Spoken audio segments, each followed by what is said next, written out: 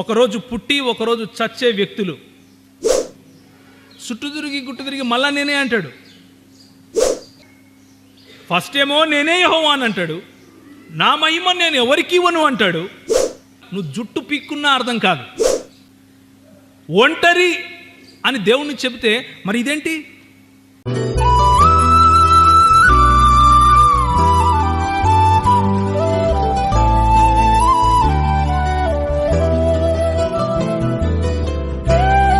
ఆది కాండం నుంచి మలాకీ వరకు ఉన్న పుస్తకాలు ఏవైతే ఉన్నాయో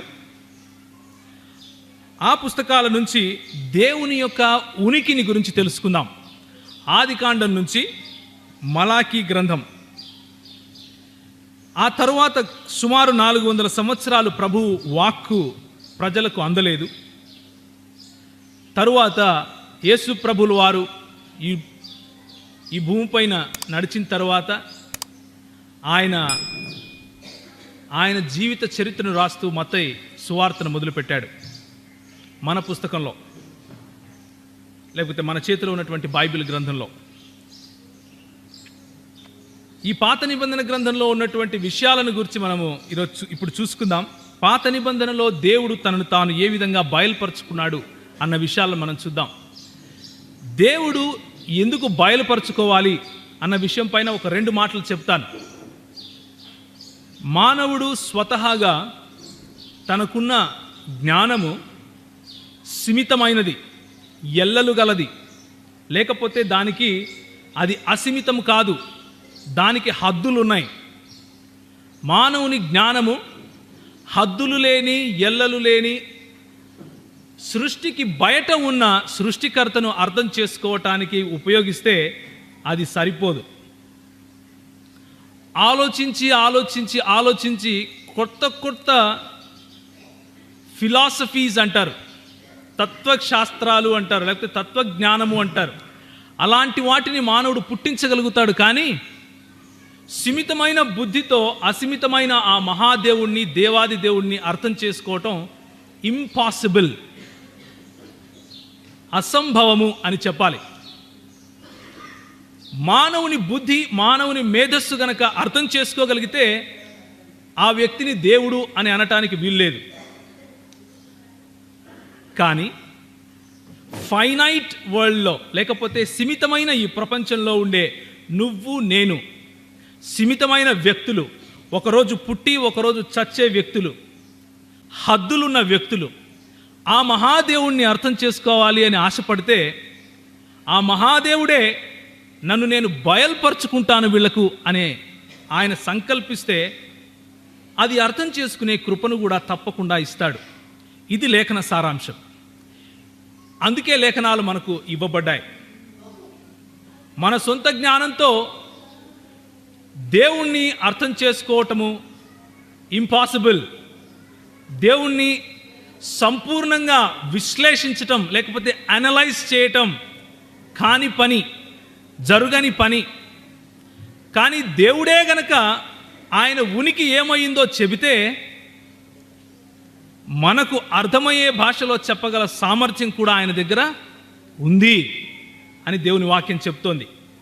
దయచేసి ఇప్పటి నుండి మనం లేఖనాలు చూసే సమయంలో దయచేసి మీరు అటు ఇటు చూడకండి. కాన్సన్ట్రేట్, ఒక గంట సేపు ఏకాగ్రత ఉంచి చూడండి. నాతో ఒకసారి ద్వితీయోపదేశ కాండము 6వ అధ్యాయము 4వ వచనం మీ బైబిల్లో నుంచి తీయండి. ద్వితీయోపదేశ కాండము 6వ అధ్యాయము 4వ వచనం. తెలుగు భాష స్పష్టంగా చదవగలిగేవారు దయచేసి గట్టిగా చదవండి. చదవమ్మా.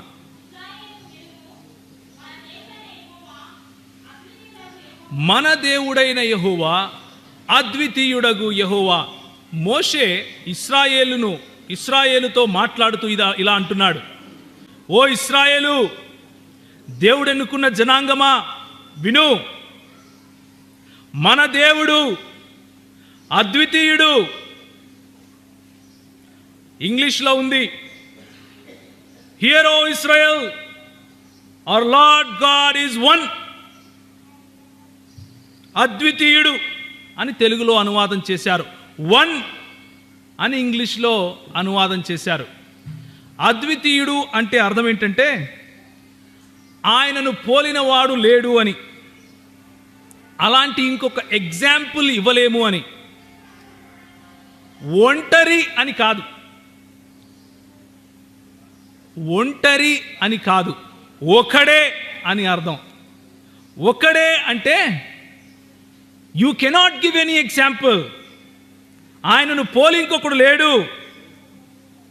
ఇక్కడ వాడబడిన హెబ్రీ పదం ఏంటంటే, దీనిని హెబ్రీ భాషలో ఏమంటారంటే ఏకాద్ అని పిలుస్తారు. ఒక్కడే అనడానికి ఏకాద్ అన్న పదమును వాడతారు హెబ్రీ భాషలో. లేకపోతే ఈ బైబిల్ ఒకటి అని చెప్పటానికి ఇది సంఖ్యను చూపిస్తుంది కదా. ఒక బైబిల్, నా దగ్గర నేను ఇంకొక బైబిల్ని తీసుకుంటే ఎన్ని బైబిల్స్ అవుతాయి? 2 బైబిల్స్ అవుతాయి. అలాంటి సమయంలో వాడటానికి ఉపయోగించే పదము యాహిద్. యాహిద్. దేవుని గురించి వాడిన పదము ఎహాద్. ఎహాద్ అంటే సమూహముతో కూడిన లేక ఐక్యతతో కూడిన ఒకటి అని అర్థం.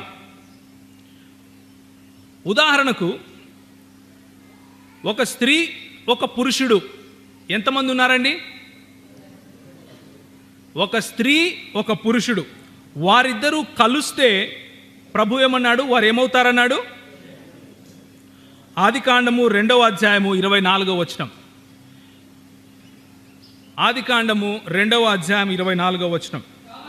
కాబట్టి పురుషుడు తన తండ్రిని తల్లిని విడిచి తన భార్యను హత్తుకొనును, వారు ఏక శరీరులు, ఏక శరీరము అవుతారు.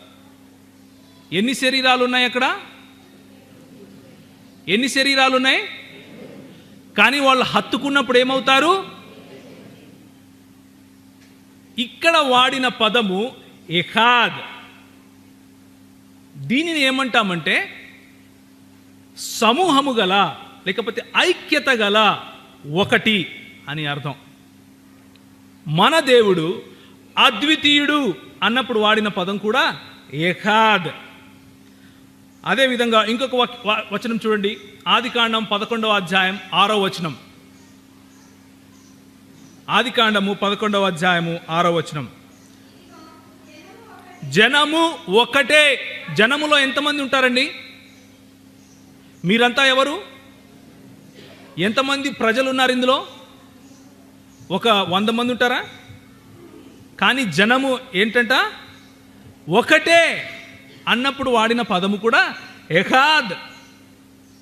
దేవుడు ఒకడే అన్నప్పుడు వాడిన పదము, జనము ఒకటే అన్నప్పుడు వాడిన పదము 2 ఎహాద్. నేను ఈ మాట చెప్పి ఎందుకు పదే పదే ఈ మాటలు చెప్తున్నాను అంటే, మన దేవుడు తనను తాను బయలుపరుచుకున్నప్పుడు ప్రవక్తల ద్వారా ఇశ్రాయేలు జనాంగానికి బయలుపరుచుకున్నప్పుడు మోషే అన్న మాట ఏంటంటే, ఇశ్రాయేలు వినుము, నీ దేవుడైన యెహోవా ఎవరు? ఎహాద్ యెహోవా. షమా ఇశ్రాయిల్ అని పిలిచాడు. షమా అంటే వినుము, ఓ ఇశ్రాయేలు వినుము. అదోనాయ్ ఎలోహీను ఎహాద్, నీ దేవుడైన యెహోవా ఒకడు అని హెబ్రీ భాషలో చెప్పాడు. అక్కడ ఒకడు అన్నప్పుడు వాడిన పదము ఎహాద్. అందులో బహుళత్వము మనకు కనిపిస్తూ ఉంది. అందులో ఒకరి ప్రైజ్ ద లార్డ్. ఒకరోజు పుట్టి ఒకరోజు చనిపోయే వ్యక్తులు, హద్దులు కలిగినటువంటి వ్యక్తులు ఆ మహాదేవుడిని అర్థం చేసుకోవాలని ఆశపడితే, ఆ మహాదేవుడే వీరికి నేనే బయలుపరుచుకుంటానని సంకల్పిస్తే అది అర్థం చేసుకునే కృపను కూడా తప్పకుండా ఇస్తాడని దైవ సేవకులు తెలియపరిచారు. కంటే ఎక్కువ వ్యక్తులు ఉన్నట్లుగా మనకు కనిపిస్తూ ఉంది. బైబిల్ చెప్పే మాట మొట్టమొదటి నుంచి మనం అర్థం చేసుకోవాల్సింది ఏంటంటే, దేవుడు ఒకడే, ఒకే దేవుడు, మనము బహుదైవారాధికులము కాదు. ఒకరికంటే ఎక్కువ దేవుళ్లను ఆరాధించే సమాజానికి చెందిన వారు క్రైస్తవులు కాదు. 66 పుస్తకాలు ఆదికాండం మొదలుకొని ప్రకటన గ్రంథం వరకు చెప్పే మొట్టమొదటి సత్యం ఏంటంటే దేవుడు ఒక్కడే. కానీ ఆ దేవుడు తన బహుళత్వంలో మనకి ఆయన ఉనికిని చాటుకున్నాడు. ఒకరికంటే ఎక్కువ వ్యక్తులలో తన ఉనికిని చాటుకున్నాడు. నేను ఒంటరిని అని ఆయన ఎప్పుడు చెప్పలేదు. నేను ఒక్కడిని అన్నాడు. ఏకాద్ అన్నాడు. కాబట్టి మనము 2570 సార్లు బైబిల్ గ్రంథంలో ఎలోహిం అన్న పదం వాడబడింది. ఎలోహిం అంటే మీకు గుర్తే ఉంటుంది. యేసుక్రీస్తు ప్రభువారు చనిపోతూ సిలువలో వేలాడి చనిపోయే సమయంలో ఏమన్నారు? ఎలోహిం అన్నారు. ఏలీ అన్నారు. ఎలోహిం అనే పదము, ఏలీ అన్న పదము, ఈ రెండు కూడా బహువచనాలు. ఎలోహిం అంటే బహువచనము, మంది అంటే బహువచనమా? బియ్యము అన్నాం అనుకోండి, ఎన్ని బియ్యం గింజలు ఉంటాయి అందులో? ఎన్నైనా ఉండొచ్చు. బహువచనం అది. బహువచనముతో కూడిన, లేకపోతే ఎక్కువ బియ్యములతో కూడిన ఏకవచనమే. మన ప్రభువును అర్థం చేసుకునేటప్పుడు కూడా ఆయన వాడిన ఆ పదాలను జ్ఞాపకం ఉంచుకోవడం చాలా ఇంపార్టెంట్, చాలా ముఖ్యమైనది. కొంతమంది అంటూ ఉంటారు, ఎవరయ్యా మీకు చెప్పింది? ఇది గౌరవంగా మాట్లాడడం కోసం ప్రభు తను తాను అలా పిలుచుకున్నాడు, నీకేం తెలుసని మాట్లాడుతున్నావు నువ్వు? హిందీలో అంటూ ఉంటాం మేము, హమ్ జా రహే హే అంటే నేను వెళ్తున్నానే అర్థం. ఆప్ అయ్యే, మీరు రండి అని పిలిస్తే ఎంతమందిని పిలుస్తున్నాను? ఒకరినే పిలుస్తున్నాను అంటారు. మీరు అంటే ఒకరు కావచ్చు, 10 మంది కావచ్చు కదా అని అడిగే వాళ్ళు ఉంటారు. గౌరవంగా పెద్దలను గౌరవిస్తూ మాట్లాడే మాట మాత్రమే ఇది. దేవుడు బహువ్యక్తులు ఏం కాదు, దేవుడు ఒంటరివాడే అని చెబుతూ ఉంటారు. కాకపోతే మనం అర్థం చేసుకోవాల్సింది ఏంటంటే, బైబిల్లో ఎక్కడైనా సరే ఇలాంటి గౌరవార్థకాలు దేవుడు తనను తాను గురించి కానీ, దేవుని ప్రవక్తలు దేవుని గురించి కానీ ఆపాదించారా అని మనం చూడాలి. ఉదాహరణకు చూడండి, నిర్గమాకాండము 11వ అధ్యాయము 9వ వచనం. నిర్గమాకాండము 11వ అధ్యాయము 9వ వచనం. యెహోవా ఇక్కడ ఏమంటున్నాడంటే, అప్పుడు యెహోవా ఐగుప్తు దేశంలో, లేదమ్మా నా అనకూడదు, అక్కడ మా అనాలి. అలా ఉందా మీ బైబిల్లో? చదువమ్మా, మళ్ళీ చదవండి. నా మహత్కార్యములు విస్తారమగునట్లు.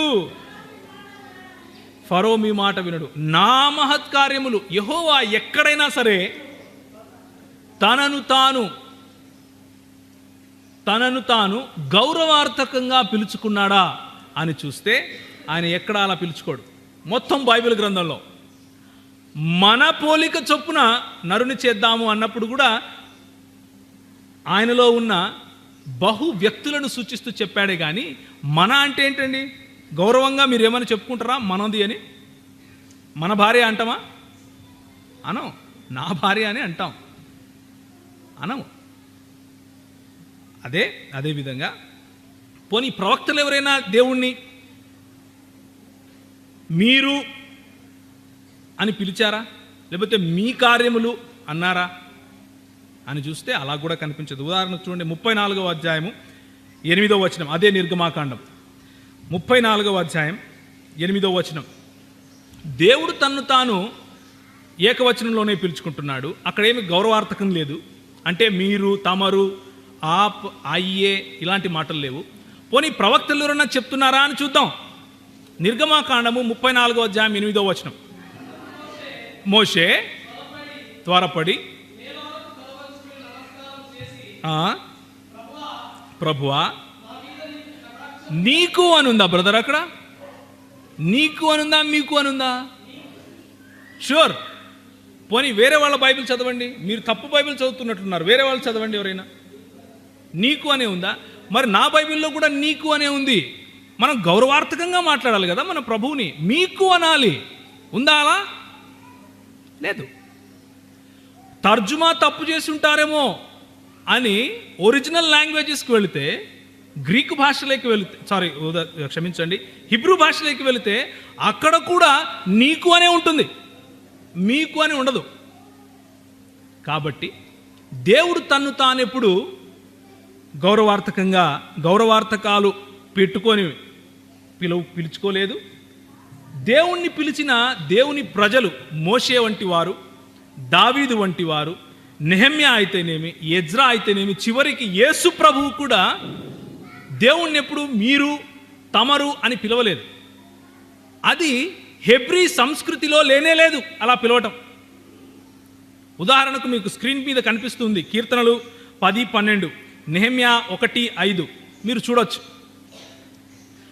ఎక్కడ ప్రభువు గురించి మాట్లాడినా, ఎక్కడ దేవుని గురించి తీసినా నీవు, నువ్వు, నీ మహత్కార్యాలు, నీ గొప్పతనము, నీ మహిమ, నీ నీ నీ ప్రభువు మాట్లాడేటప్పుడు నా మహిమను నేను ఎవరికి ఇవ్వను, నా పేరు ఘనతపరుస్తుంది, నేను చేస్తాను అద్భుత క్రియలు, నా నా నా అంటాడు.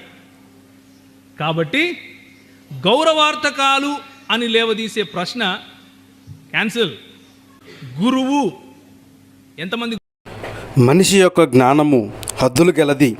సృష్టిలో ఉన్న ఈ మనుషుడు సృష్టి వెలుపల ఉన్న దేవుడును అర్థం చేసుకోవడానికి జ్ఞానం సరిపోదని అంటూ అద్భుతమైన వివరణ చేసి ఉన్నారు. గురువులు ఉన్నారు, గురువర్యులు. ఎంతమంది గురువులు ఉన్నారు? ఒక గురువును కూడా మన భాషలో ఏమంటాం మనం? గురువర్యులు అంటాం, గౌరవిస్తాం.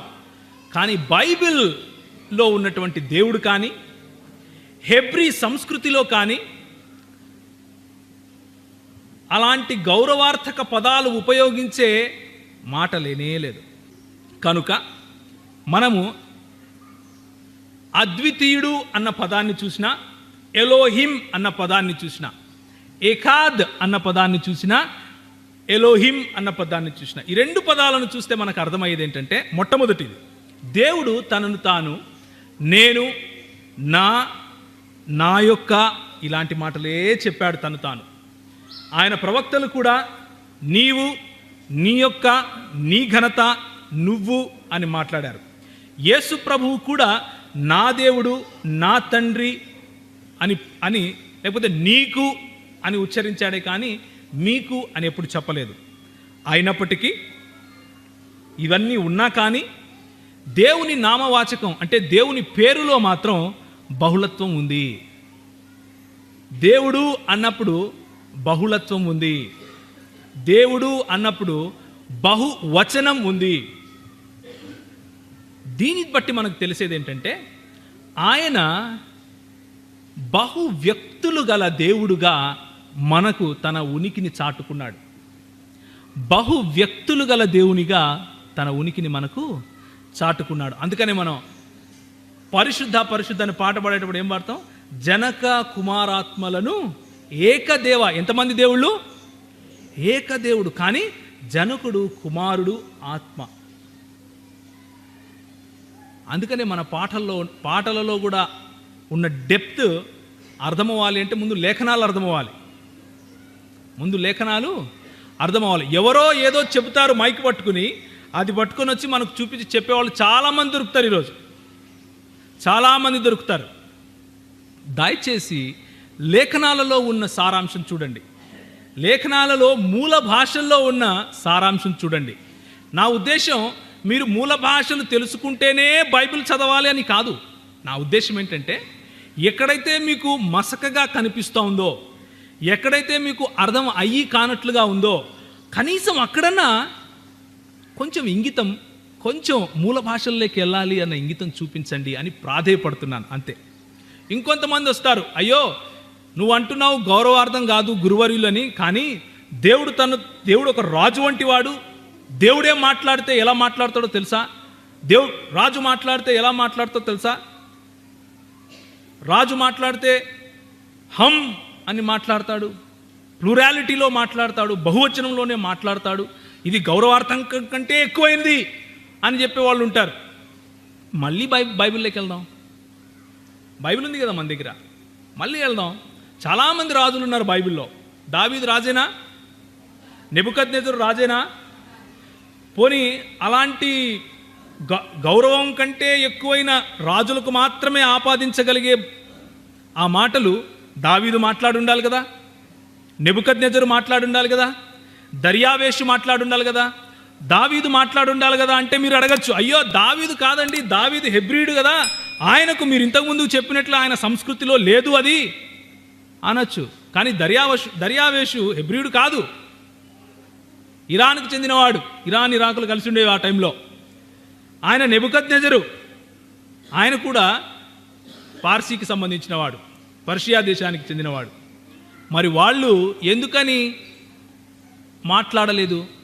చూడండి, దానియేలు గ్రంథము 4వ అధ్యాయం 2వ వచనం. నా ఎడల చేసిన అద్భుతములు, నా అంటున్నారా? హమారే యహా మేరే యహా అంటున్నాడా? నా అంటున్నాడా? మా అంటున్నాడా? నా అంటున్నాడు. రాజులు కూడా బైబిల్ గ్రంథంలో ఏదైతే నమోదు చేశారో ఆ మాటల్లో రాజులు కూడా ఏకవచనంలోనే వాళ్ళు సంబోధించుకున్నారు తప్ప బహువచనం సంబోధించుకోలేదు. కాబట్టి రాజులు మాట్లాడే మాటలు యెహోవా మాట్లాడుతున్నాడు, ఆయన రాజు కనుక ఇలాంటి మాటలు మాట్లాడుతున్నాడు అని అంటే అది కుదరదు. ఇప్పుడు ఈ బహువచనాల గురించి, లేకపోతే దేవునిలో ఉన్నటువంటి బహు వ్యక్తుల గురించి ఇంకొంచెం తెలుసుకుందాం. మీకు బోర్ కొట్టచ్చు కొంతమందికి, ఎందుకంటే ఎక్కువ బైబిల్ తిప్పాలి, బైబిల్లో ఎక్కువ విషయాలు తెలుసుకునే ప్రయత్నం చేయాలి. అందుకని దీన్ని లేఖనాల పరిశోధనా సదస్సు అన్నాం. దయచేసి పరిశోధించడానికి కొంచెం అప్రమత్తంగా ఉండమని ప్రాధేయపడుతున్నాను. యెషయా గ్రంథం 48వ అధ్యాయం, యెషయా గ్రంథము 48వ అధ్యాయం 11 నుంచి 15 వరకు మాట్లాడే ఆయనే చెప్తున్నాడు. ఎవరు పంపించారని? యెహోవా పంపించాడని, యెహోవా ఆత్మ పంపించాడని చెప్తున్నాడు. మరి మాట్లాడేది యెహోవాయే, పంపించేది యెహోవాయే, ఆయన ఆత్మయే పంపిస్తూ ఉంది. ఇదేంటండి మరి? దీన్ని ఎలా అర్థం చేసుకోవాలి? దేవునిలో బహుళత్వం లేకపోతే, దేవునిలో బహు వ్యక్తులు లేకపోతే ఈ వచనాన్ని అర్థం చేసుకోవడం అసంభవం అని నేను అంటున్నాను. దేవుణ్ణి పంపించే దేవుడు ఇంకొకడు ఉంటాడా? యెహోవాను పంపించే ఆత్మ ఇంకొకడు ఉంటుందా? ఒంటరి అని దేవుణ్ణి చెబితే మరి ఇదేంటి? పూర్తిగా చదవండి బ్రదర్. ఏమంటే నీ విమోచకుడును,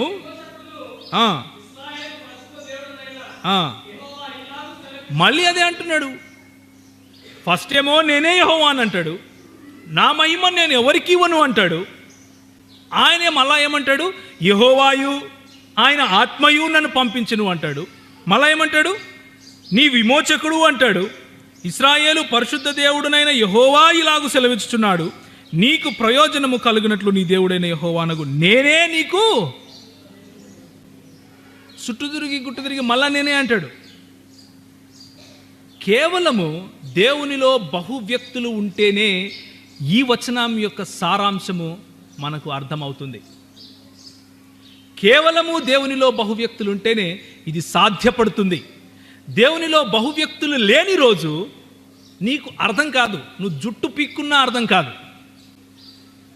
దానికి ఏదో చేయాలని, ఏదో కొత్తది చెప్పాలని, కొత్తది చెప్తే ప్రజలు నిన్ను నమ్ముతారు అన్న వ్యామోహం, ఒక అభద్రతా భావంలో నువ్వు జీవించాలనుకుంటే నీ కర్మ. నేనేం చెప్పను. లేఖనం చెప్పే సత్యం మాత్రం ఇదే. యెహోవాయే మాట్లాడుతున్నాడు. ఏమంటున్నాడు? యెహోవాయు ఆయన ఆత్మయు నన్ను పంపించాను అంటున్నాడు. తన్ను తాను రక్షకునిగా చెప్పుకుంటున్నాడు. దీన్ని బట్టి పాత నిబంధన దేవుడు ఒక్కడే, కానీ ఆయన ఒంటరి కాదు. బహుళత్వం కలిగి ఉన్న దేవుడి గురించి ఎంతో స్పష్టమైన వివరణ ఇచ్చున్నారు దైవ సేవకులు. దేవునికి స్తోత్రం. గ్రంథంలో దేవుని యందు బహు వ్యక్తులు ఉన్నారు అన్న విషయం మనకు స్పష్టంగా అర్థమవుతుంది.